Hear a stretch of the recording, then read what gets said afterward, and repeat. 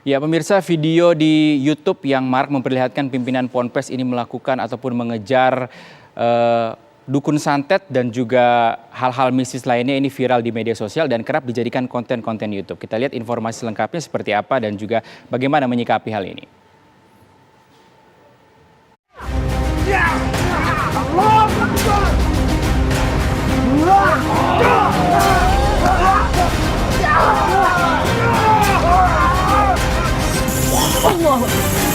Kamu belum kapok.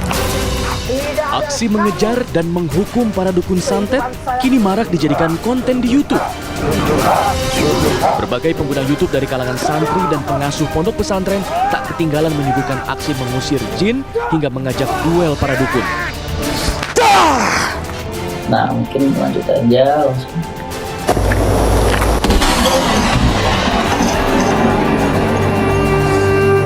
Aksi Gus Idris yang videonya belakangan viral karena disebut-sebut ditembak saat live streaming menjadi salah satunya.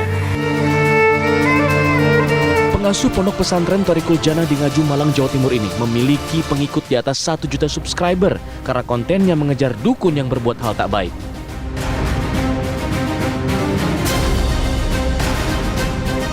Padahal ia baru bergabung pada September 2019 lalu.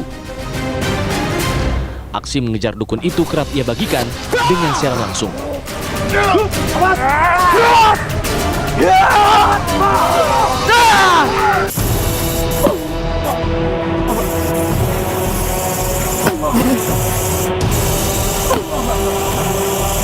Ada pula channel Kang Ujang Bustomi yang juga menyuguhkan aksi serupa. Namun pengikutnya di YouTube lebih banyak, mencapai 5 juta subscriber lebih. Kang Ujang merupakan pemimpin padepokan anti galau di Cirebon, Jawa Barat. Baru aktif di YouTube Januari tahun lalu, video-videonya sudah ditonton lebih dari 400 juta kali. Ujang Bustomi menunjukkan aksinya berduel secara kasat mata dengan para dukun di berbagai wilayah, dengan tujuan membuat para dukun itu bertaubat. Dua YouTuber mistik ini hanya beberapa dari sekian banyak YouTuber lain yang juga bermain di konten serupa. Ada lagi Mas Karyo dari Padepokan Sendang Sejagat di Langkat, Sumatera Utara. Dan mereka ada pula channel paranormal Ningsih Tinampi, Bang Haji Ridwan, Gus Nur Syamsun, hingga Teguh Iqbal Johan. Channel-channel itu menawarkan aksi mistis dengan bumbu agama sebagai penawarnya. Ya Allah! Sejauh ini memang tak ada yang mempermasalahkan keberadaan YouTuber mistis, sampai kemudian kasus video hoax Gus Idris tertembak mencuat.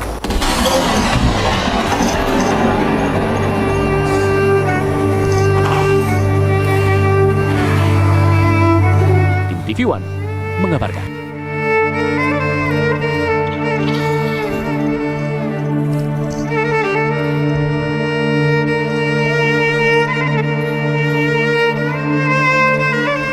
Pemirsa, untuk membahas mengenai fenomena video berkonten mistis dilihat dari sisi agama, kita sudah tersambung dengan Ustadz Fahmi Salim.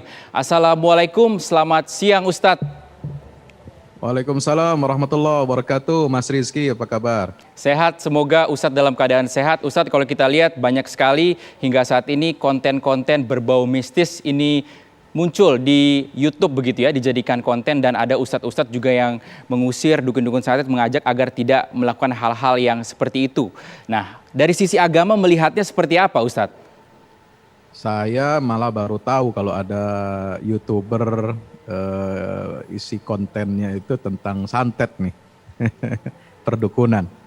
Ya, ini luar biasa ya. Memang sekarang YouTube ya atau platform yang serupa ini dapat menjadi profesi baru sebagai YouTuber itu karena dapat menghasilkan pendapatan yang cukup lumayan.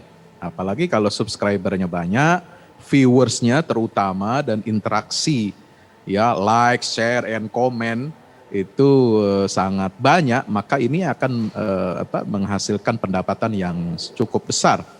Ya, saya tahu begini karena saya juga YouTuber juga walaupun sedikit gitu ya.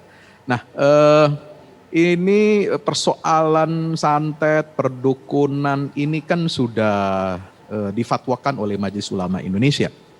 Ya, Majelis Ulama Indonesia ini kalau saya kutip ya, dalam fatwa nomor 2, ya, fatwa nomor 2 tahun 2005. Itu sudah lama ini ya, sudah 16 tahun hampir. Ya, sudah 15 tahun lebih ya.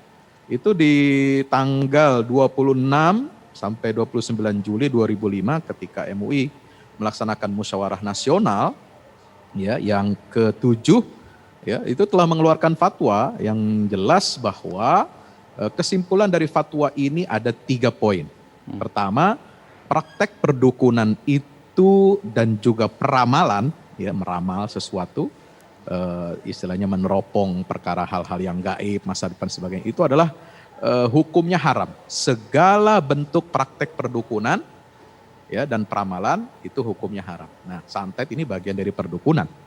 Ya. Yang kedua, mempublikasikan, ini fatwanya ini, mempublikasikan praktek perdukunan dan peramalan dalam bentuk apapun, ya termasuk YouTube atau diunggah di Facebook atau di mana saja ya platform media sosial, itu hukumnya haram. Yang ketiga, memanfaatkan menggunakan dan atau mempercayai segala praktek perdukunan dan peramalan itu juga hukumnya haram. Jadi para ulama kita telah sejak jauh-jauh hari, ini kan fenomena yang terus berulang. Tahun 2005 mungkin belum ada YouTube secara masif seperti sekarang. Tapi ini fatwa ini sangat relevan untuk kondisi sekarang ketika banyak masyarakat Indonesia ya itu beralih tontonannya kepada YouTube. Baik. Ya, semakin banyak penontonnya itu justru semakin haram. Ustadz, kalau kita lihat video ini atau beberapa konten ini kan tujuannya bisa dibilang baik begitu ya, mengajak agar dukun-dukun santet ini dapat segera bertaubat. Bagaimana Ustadz melihatnya? Iya, di situ ada 2 sisi, ya, ada 2 sisi, ibarat saat mata uang itu ada 2 sisi mata uang.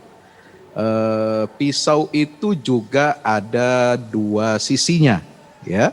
Ada yang membahayakan dan ada sisi manfaatnya, katakan begitu ya. Nah, kalau saya katakan ya ini hampir mirip dengan kondisi hukum minuman keras ketika belum turun ayat yang tegas melarang secara mutlak tanpa kompromi.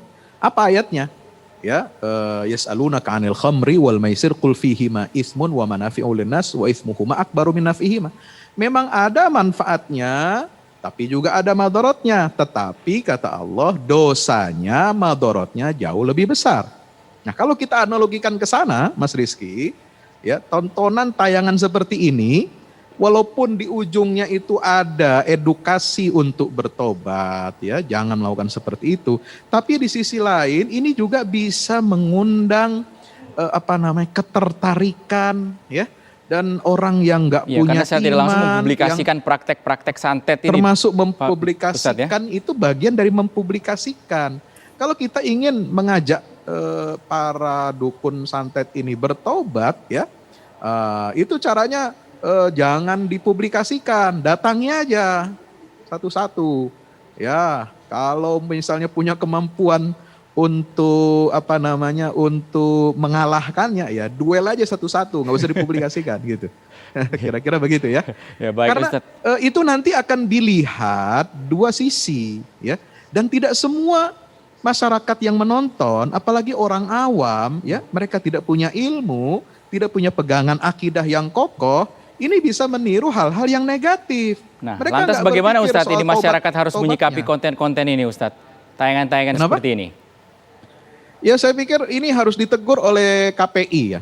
Ya, kalau memang itu ranahnya masuk dalam wilayah KPI. Juga mungkin perlu ada kode etik gitu ya. Pihak YouTube ini juga mesti dilobi oleh Kementerian Menkominfo gitu ya, untuk menertibkan tayangan itu dan melarang. Sebab ini juga kan ada unsur kekerasan di situ. Ya, ada violence, ya, ada aksi-aksi yang juga bisa membahayakan orang, dan ini tidak boleh ditonton oleh orang banyak. Kan YouTube punya aturan-aturan tuh, ya kan? Tidak ada tayangan seksual, ya, hubungan seksual, tidak boleh ada kekerasan, ya, darah dan lain sebagainya. Nah ini bisa dimasukkan ini melalui lobby daripada pihak otoritas yang berwenang. Baik, terima kasih Ustadz Fahmi Dan Salim masyarakat atas bisa kesempatannya untuk melaporkan, Indonesia ya TV One. masyarakat bisa melaporkan. Misalnya tayangan seperti itu ada caranya itu. Nanti bisa tanya ahli IT, bagaimana melaporkan satu tayangan ini melanggar etika publik ya atau melanggar etika norma agama. Baik. Jadi nanti pihak YouTube nanti bisa memban. Baik, terima kasih Ustadz Fahmi Salim atas kesempatannya untuk pemirsa TV One pada siang hari ini.